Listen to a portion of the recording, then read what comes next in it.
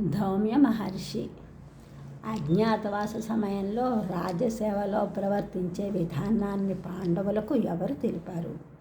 ధౌమ్య మహర్షి అజ్ఞాతవాస సమయంలో పాండవులు వారి సామంతరాజైన విరటుని కొలువులో అజ్ఞాతంగా అనగా పాండవులు అని తెలియకుండా ధర్మరాజు కంకుభట్టుగా, భీముడు వంటవాడు వలలుడుగా, అర్జునుడు బృహన్నల నాట్యాచార్యుడిగా, నకులుడు దామగ్రంథి, సహదేవుడు తంత్రీపాలుడుగా వ్యవహరించాలని ధౌమ్య మహర్షి తెలియజేశారు.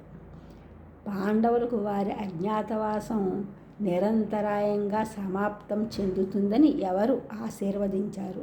ధర్మదేవత. విరాటరాజు ధర్మపత్ని ఎవరు? సుధేష్ణాదేవి. ఈమె కేకయరాజు కుమార్తె కనుక ఈమెని కైకేయి అని కూడా అంటారు. రామాయణంలో కైకేయి ఉన్నట్లే ఈమె మహాభారతంలో కైక.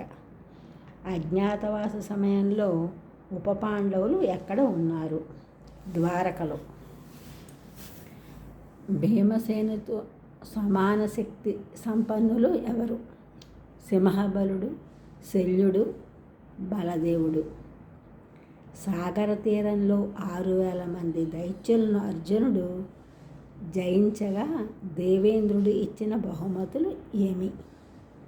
దేవదత్తమనే శంఖము, మాణిక్య కిరీటము. కర్ణునకు అనేక శస్త్రాస్త్ర రహస్యాలను ఉపదేశించిన మహాత్ముడు ఎవరు? పరశురాముడు.